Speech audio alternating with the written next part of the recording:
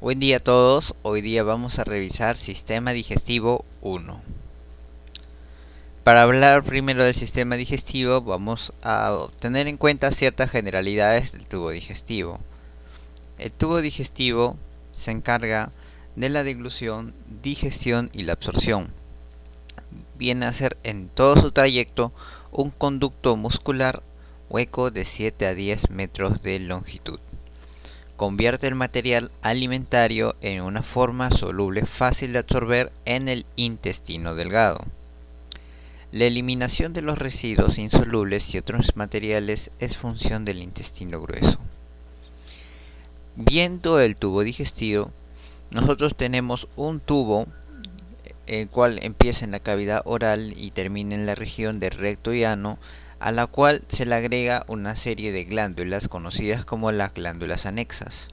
Estas glándulas anexas vienen a ser el hígado, el páncreas y las glándulas salivales.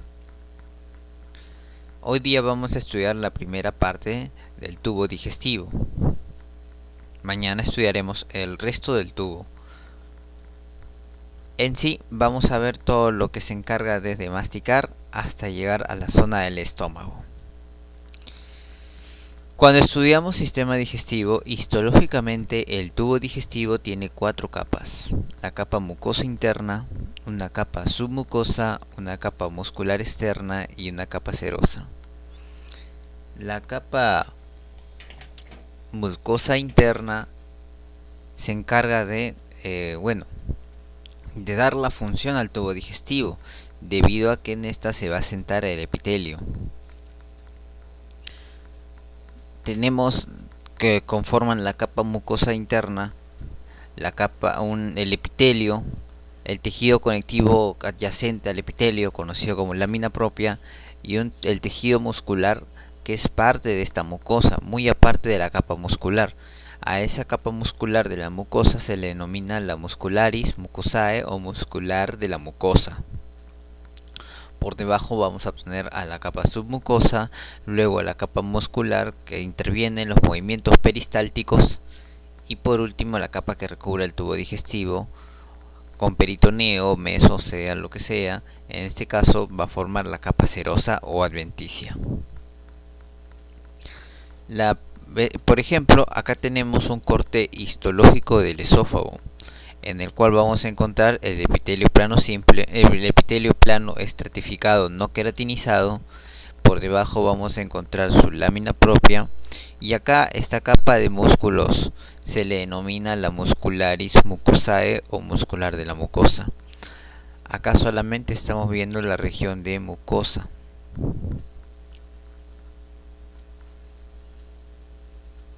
Por ejemplo, capa epitelial, lámina propia y muscular de la mucosa. Cuando estudiamos sistema digestivo, lo estudiamos en 3 porciones.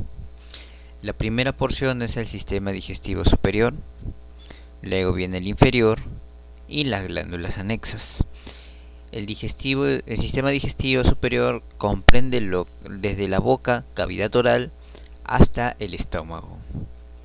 El segmento digestivo inferior comprende intestino grueso, intestino delgado, y por último las glándulas anexas, que son las salivales, el páncreas, el hígado y su vesícula del hígado, o mejor conocida como la vesícula biliar. Hoy vamos a estudiar este primer punto, mañana en este y en el tercer tema las glándulas digestivas.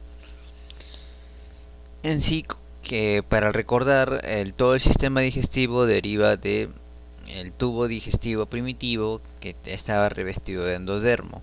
Así que estas estructuras, en su parte más interna, sea digestivo superior, inferior o glándulas, tenían un origen embriológico de endodermo. Así estudiaremos esta primera parte. La primera porción que estudiaremos es la boca. La boca está compuesto de lengua y dientes. En la lengua voy a encontrar papilas, amígdalas, músculo esquelético.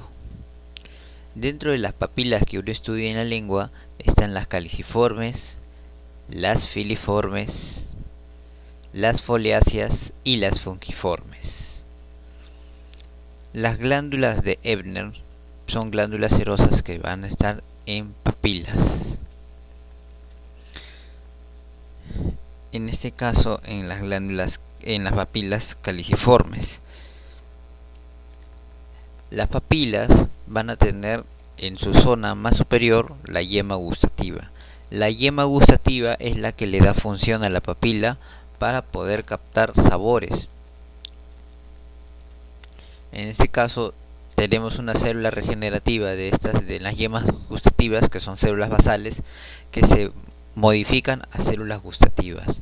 Las células gustativas forman la yema gustativa y la yema gustativa formada de células le da la función a la papila. Recordar antes de pasar a dientes que la lengua tiene amígdalas, que son partes de tejido linfoide, y músculo de tipo esquelético. Es por eso que lo podemos mover a voluntad la lengua. En los dientes vamos a tener la corona, el cuello, la raíz y la pulpa. La corona va a estar compuesta de cemento producido por los ameloblastos. El cuello va a tener dentina producido por los odontoblastos. La raíz va a tener cemento, pero producido por los cementocitos. Y también tenemos un ligamento que une la parte más externa del diente con el tejido que lo rodea, conocido como el ligamento periodontal. La boca por sí entonces incluye labios, también mejillas, dientes, encías, lengua y el paladar. Toda la boca, excepto los dientes, está revestida de un epitelio escamoso estratificado. Ese es el epitelio de todas estas estructuras, empezando desde los labios y llegando hasta el paladar.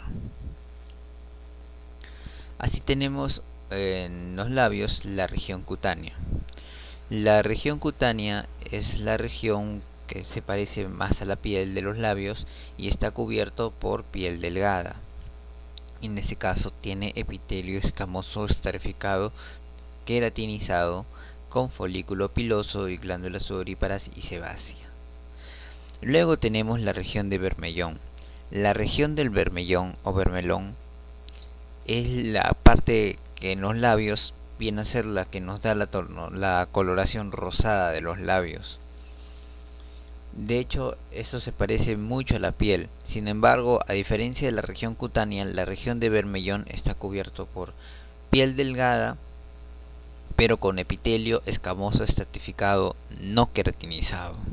Esa es su mayor diferencia de la región de bermellón con la región cutánea. Y la parte más interna es la región de la mucosa oral, la parte más interna, que el cual tiene gran cantidad de glándulas y su epitelio no tiene queratina. Cuando hablamos de tubo digestivo, este tiene dos tipos de inervación: una inervación autonómica y una inervación del propio sistema nervioso entérico, del propio intestino. En el propio intestino voy a encontrar dos plexos: el plexo submucoso de Meissner y el plexo mientérico de Auerbach. El plexo submucoso, como su nombre lo dice, lo voy a encontrar en la submucosa, y el plexo mientérico entre las capas musculares. El plexo de Meissner tiene una función de secretora, inerva las glándulas del tubo digestivo.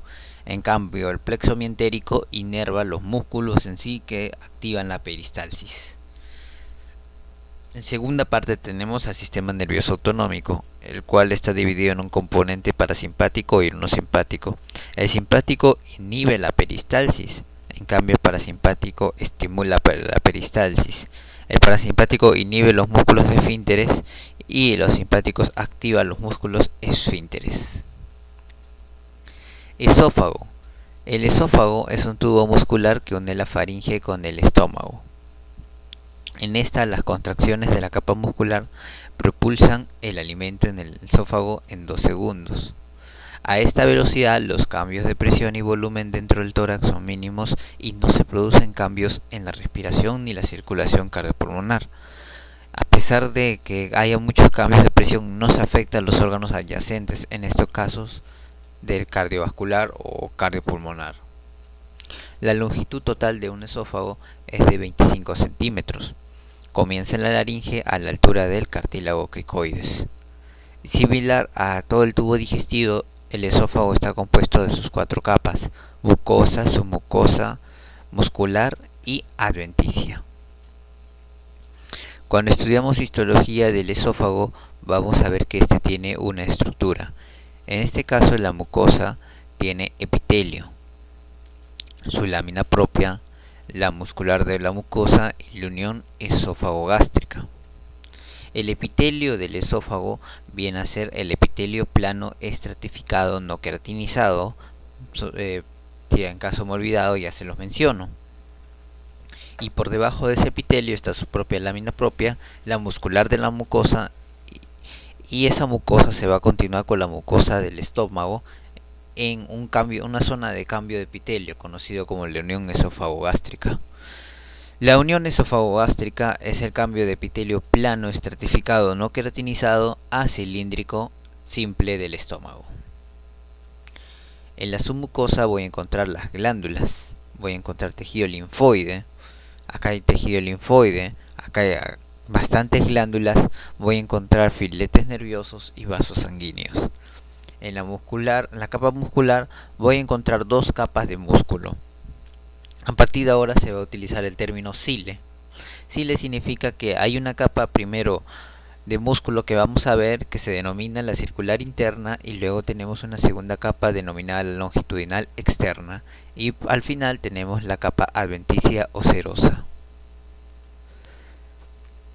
Así, cuando estudiamos el esófago, tenemos 2 esfínteres fisiológicos: el esfínter faringoesofágico, que impide el reflujo del esófago a la faringe, y el esfínter gastroesofágico, que impide el reflujo del estómago al esófago.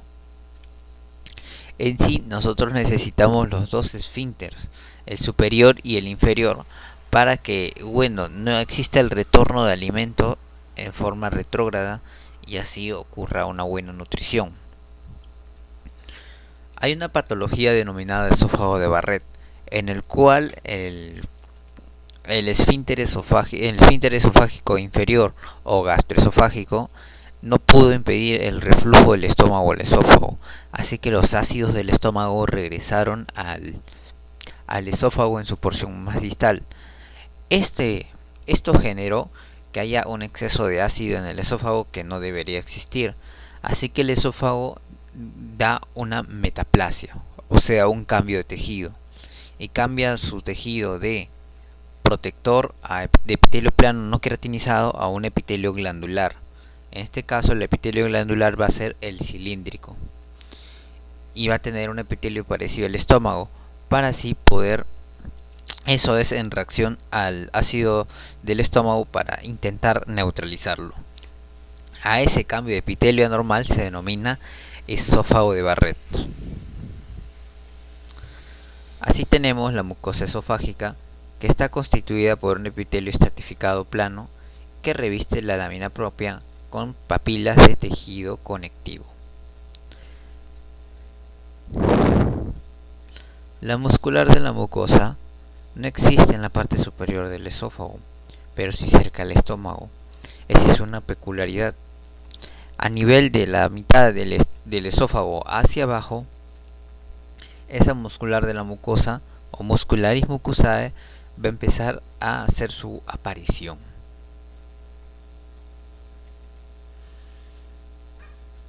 Como hemos dicho, el epitelio del esófago está constituido por un epitelio estratificado plano que reviste una lámina propia. En la submucosa esofágica vamos a albergar colágeno y fibras elásticas. En su extremo distal vamos a encontrar plexos venosos submucosos que drenan en el sistema sistémico y portal. La submucosa tiene vasos que se conectan con el resto de vasos del sistema porta que va a llegar al hígado. Si en caso existiese una hipertensión portal, esa sangre que tiene que drenar del esófago al sistema portal no lo va a hacer. Así que la sangre que está en las venas del esófago va a aumentar su presión. Esto causará que ocurra unas varices esofágicas. Como aplicación clínica, el aumento de la presión del sistema venoso portal en relación con una hepatopatía crónica hace que la hepatopatía crónica aumente la presión a nivel de la porta y no permita buen drenaje de sangre. La sangre se verá acumulando en los senos venosos o mucosos y aparecen así las varices esofágicas. Las glándulas esofágicas: existen glándulas submucosas y mucosas que producen de manera continua una capa delgada de moco que lubrica la superficie del epitelio. Así tenemos dos tipos de glándulas: las glándulas tubulares mucosas y las glándulas tubulacinares o submucosas. Las glándulas tubulares se encuentran en la lámina propia.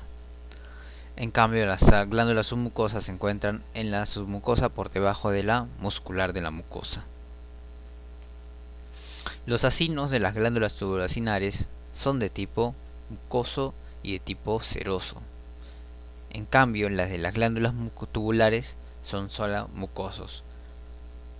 El otro nombre que reciben estas glándulas son las glándulas cardiales esofágicas.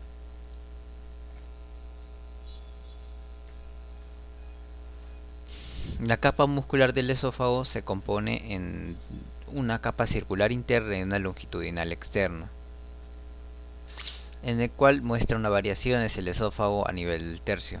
En el tercio superior, la capa circular interna y la longitudinal externa tienen músculo estriado, pero conforme vamos llegando al tercio inferior, su capa circular interna y longitudinal externa cambia de músculo estriado a músculo de tipo liso. En cambio, en el tercio medio ocurre la transición entre fibras musculares lisas y músculo estriado. Allí tenemos la mucosa, la submucosa. Acá tenemos las glándulas submucosas.